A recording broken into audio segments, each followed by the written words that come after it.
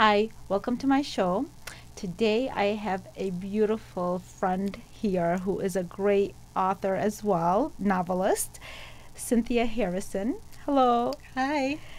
I am so glad that you're able to make it here with now your 10th book. Yes.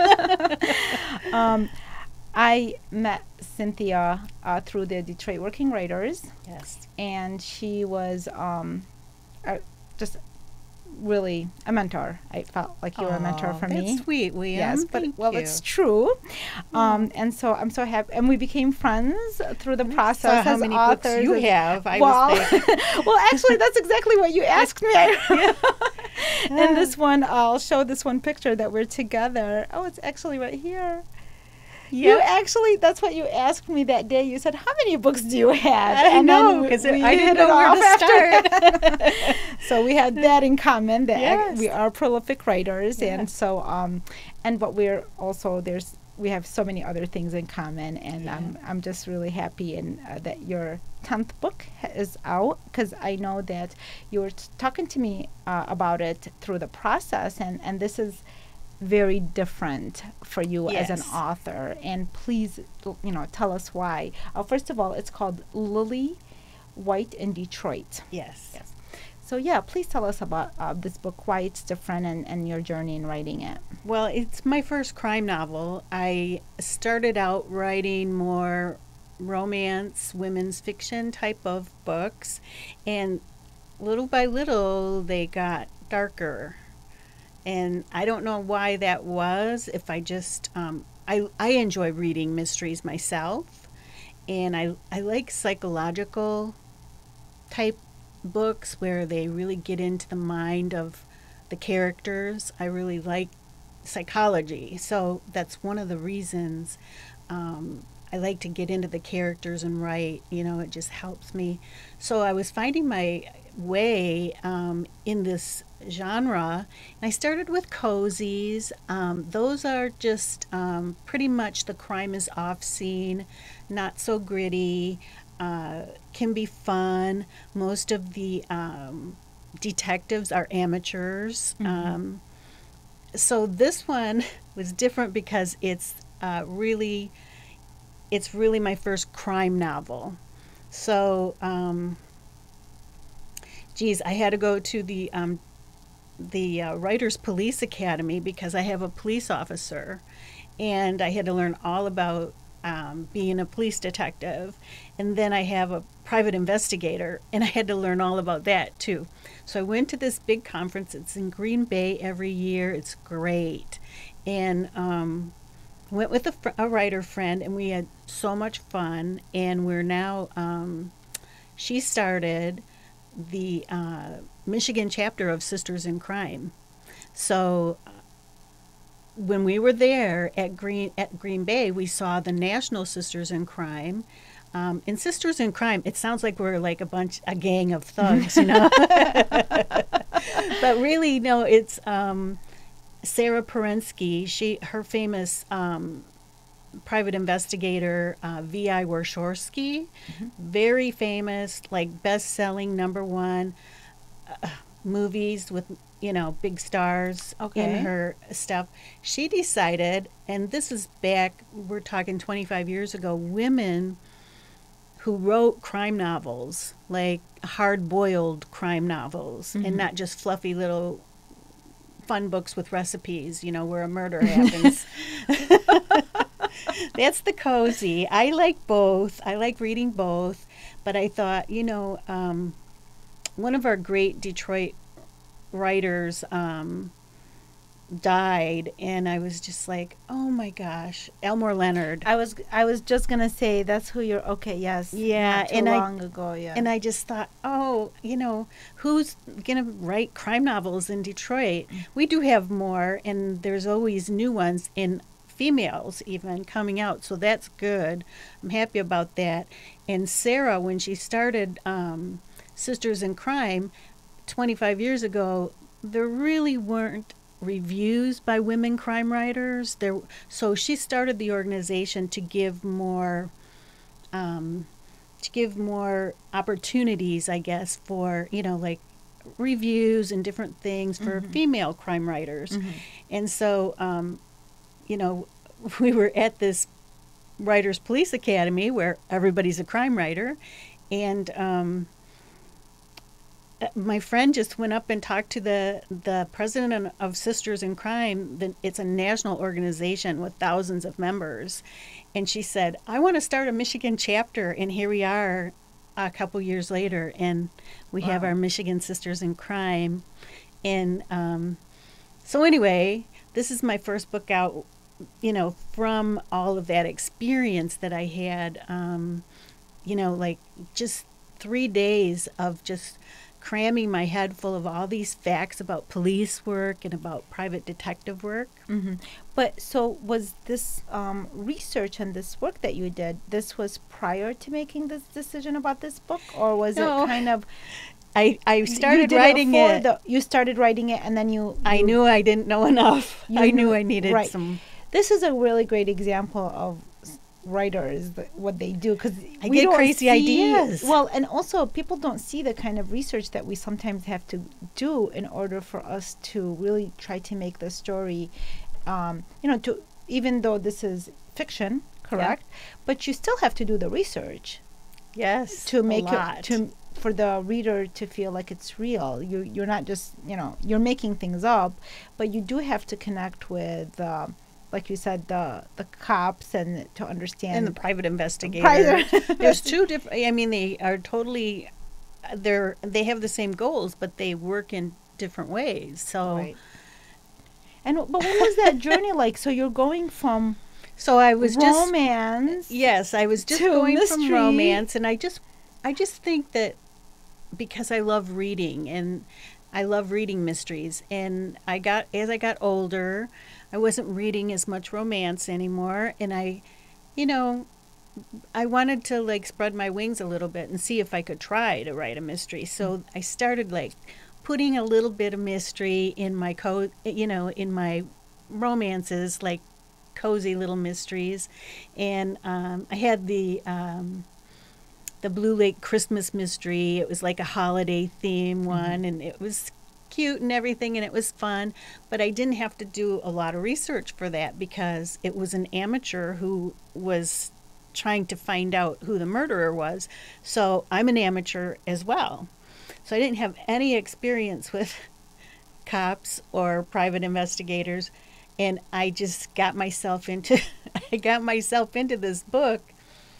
Well, and was it changing genres? I know, you know, some authors have done that. What was it scary, because you're very successful as a romance novelist? I know you know, your books, some of your books have been bestsellers, right? And then your books have also been all now in they're on audio, aren't they? Are they? Yes, yes. This is like something recently. So yeah, you're a very successful author in that genre. How did it feel switching? Was there a fear I'm still factor? not sure it's gonna work. I'm this, you know. Yeah, well, it just literally I'm like just creeping came out, toward it. Yeah, but really, the scarier part was when my critique group. I had my main character, Lily, and she was a character in a few of my other books, and she was a minor character. So I had her, and she had a lot of drama in her life, and she didn't have an easy life. I started out in Blue Heaven. She was a 17-year-old runaway, and then I brought her back for Love and Death in Blue Lake, and she was a college graduate, and there was more drama. So she always had this drama, and she was like kind of like taking the spotlight off of my real main character. She was like stealing the show every time, and I'd have to say, Lily, you know, I'll give you a book one of these days, but not yet. So I had her, and I had her at the end of my at the end of Love and Death in Blue Lake. She drove out of town, and I didn't say where she went, but she went to Detroit. I found out, you know, like, oh, Elmore Leonard died. Oh, I should try to write a book about Detroit. I wrote about this little small town, you know, where everything is nice and people go for vacations and, you know, have cocktails and look at the water. And I'm like, I should try something grittier. I should work on that. So I just threw myself into it, and boy, and well, not just the research or the audience or anything. What really scared me is when, and this happened on the very first page. Yeah, my police detective came up to Lily at the scene of the crime, and he was a black cop, and she's white. Even though her name is White, she's also a white person, and he's black. And I didn't think anything of that. I was just like, okay, well, 50% of the Detroit Police Department is black. I found that out in my research. I'll just throw that in there. And so I thought, okay, and they're going to be friends and everything. And I took it to my critique group, and they're like, oh, so they're going to get together, so it's going to be an interracial romance. And I'm like, what? What are you talking about? No. And they're like, oh, you won't be able to help it. And so it was true that they did, as they worked together on solving this double homicide, she was the PI, Lily was the PI, and he's the detective. And as they worked together, the just clicked, they just liked each other, and it was just working out that way. And that's my romance background, that it just worked out that way. So it did slip into the picture. It did, and that worried me a lot because interracial romance is not something I ever considered writing, and I wasn't sure I had the chops for it. So more than like losing my romance group, I just thought, I don't know if anybody's going to like this, because it's interracial, and how's that going to go over? And, so that concerned me a little. Detroit still, there's a lot of racism in Detroit, and it's still there, well, you see it every night on the news. It's not just Detroit, it's everywhere. That's right. Yeah. So I was a little worried about that. And then my critique group said, well, you have to put in his point of view, because I usually I have a heroine and a hero, and then I alternate chapters. And I said, I can't write from a black man's point of view. And they're like, yes, you can. Why can't you? And you were telling me about Lynn Andrews. Yes. Her work also came under fire for something like that. So that was the biggest scary thing for me. Because writing, as a white woman, writing about her experience with Native American teachers. So she never claimed she's Native American, but some people were uncomfortable that as if, she was taking on a culture that they felt, they had ownership of, or whatever the reasons are. Cultural appropriation, they call it. So I was worried about that, and I saw some chatter on Facebook about this before my book was even out, about, white people writing from other points of view, and it could be Native American or whatever. People didn't like it. And they just said, why are white people all of a sudden just coming in and taking our culture and using it for their own benefit when they already have enough? Because, they're like, white men are the top dogs in this country. So I was concerned about that. In fact, some people even were saying things like, if you are a white person and you do want to write from another point of view, from a different culture, you know what? You should have somebody read the book first from that culture and tell you if you did an okay job. And it's called a sensitivity reader. Oh, okay. Because white people say stupid things sometimes without realizing it. It's not just white. I mean, I think that if you're not aware of a certain culture, if you didn't grow up with it, no matter what, you're not going to get things exactly maybe right. I think for me, my issue would be not just whether it's a white writer, whatever writer who writes about a different culture, but does it from a stereotypical point. Yes. That's my thing. It's not really that they don't have the right to write it that way, but if they did the research, and depending on their intent, I think, because in the past, for instance, for the Middle Eastern community, what I had seen that a lot of Western writers who hadn't even really explored the Middle East, just kind of wrote a very stereotypical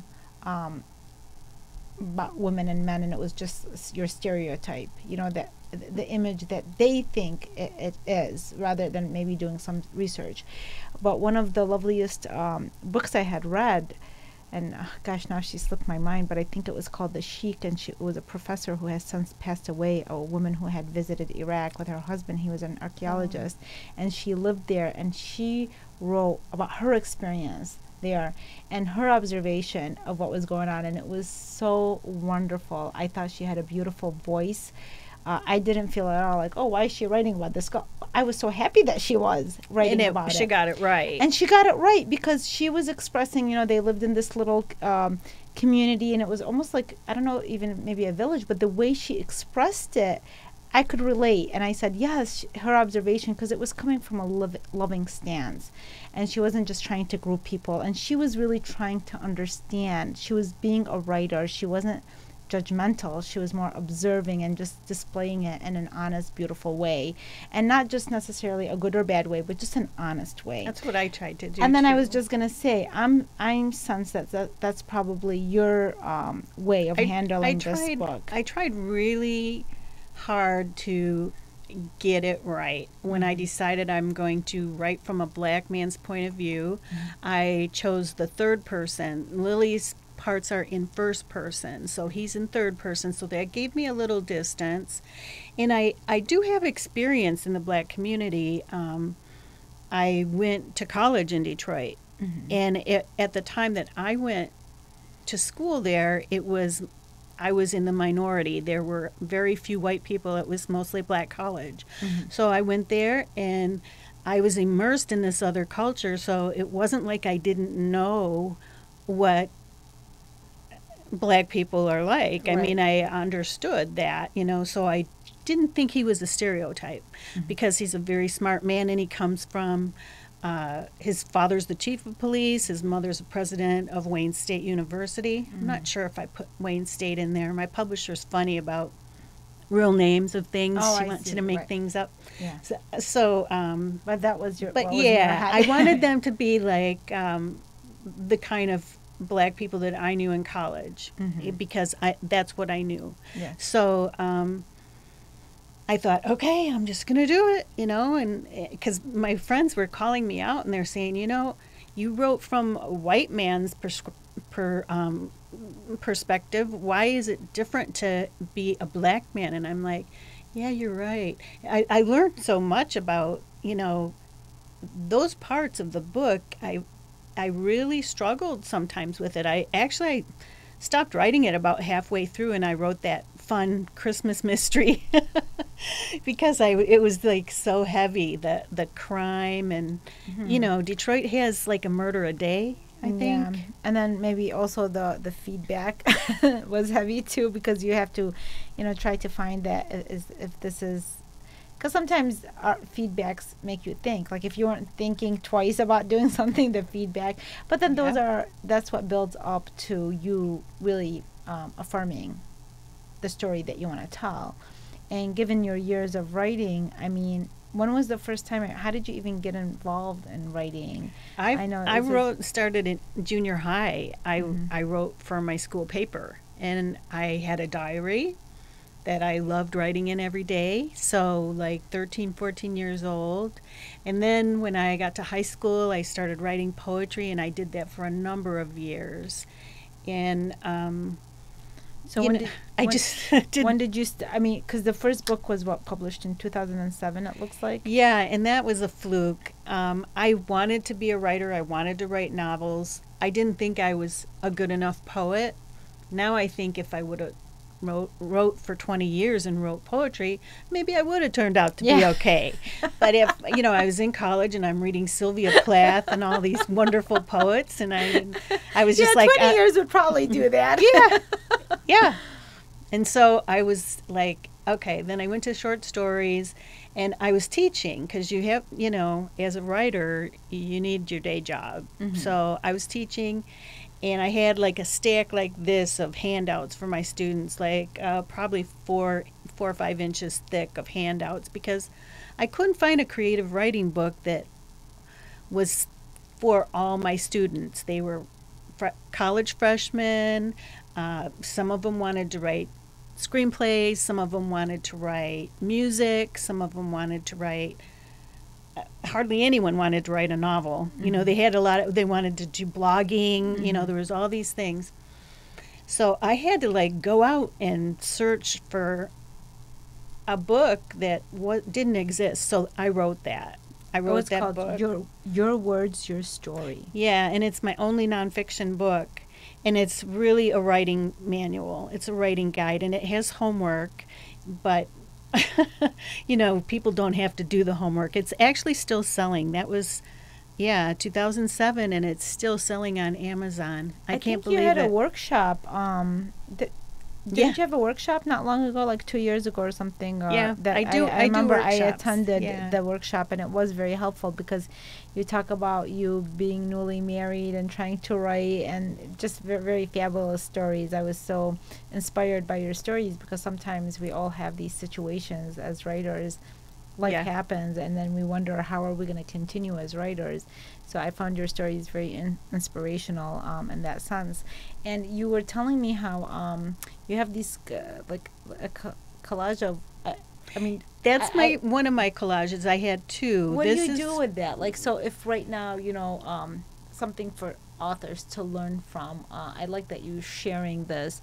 What does that say? Well, I wanted to get into Paxton. That's the black male police detective. I wanted to get into him, mm-hmm. and his family and his background and what he was all about.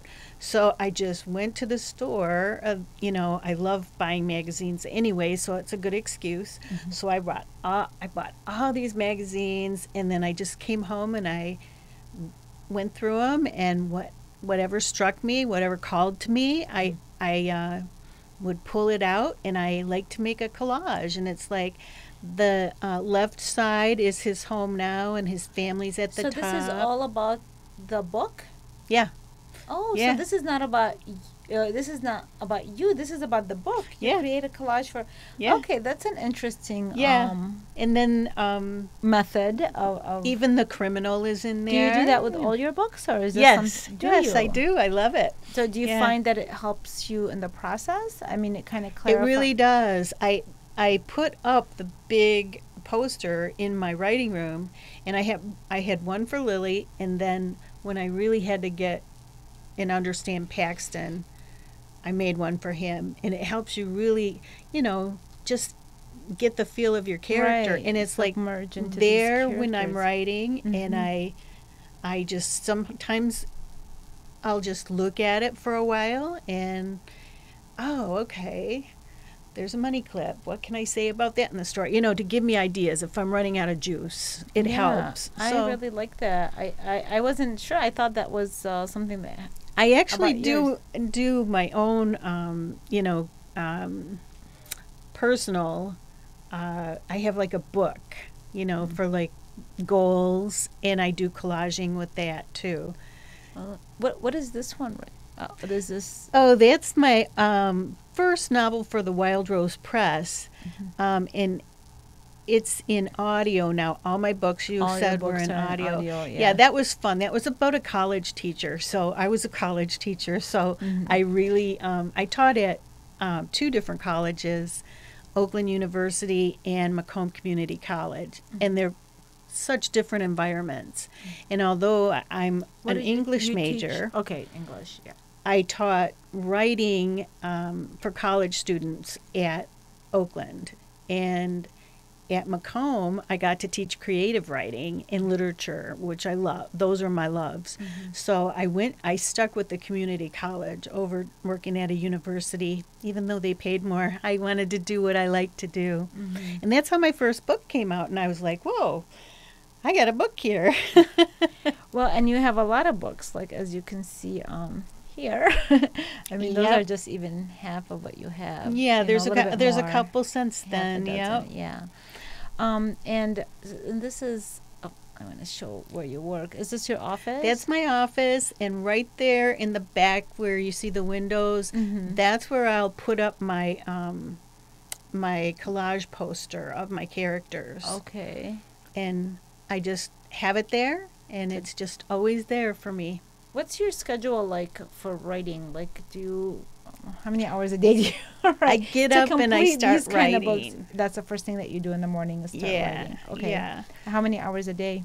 It depends on, you know, how many other things I have to do, but at least a couple. And near the end of a book, I don't know if this happens to you, but near the end of the book, I end up writing more every day because I can't wait. I can't wait to get to the end. Yes, and I know it's coming, and I want to get there. There's more attachment. It's just like, and also you kind of want to be done with it too. It's like that combination. Yeah. We only have a couple of minutes left. Really? Unfortunately. Yes. Wow, it went by so fast. I know, and I think because like we know each other, so I thought, wait a minute, we have to have coffee. Right, we have to sit a couple of hours at least.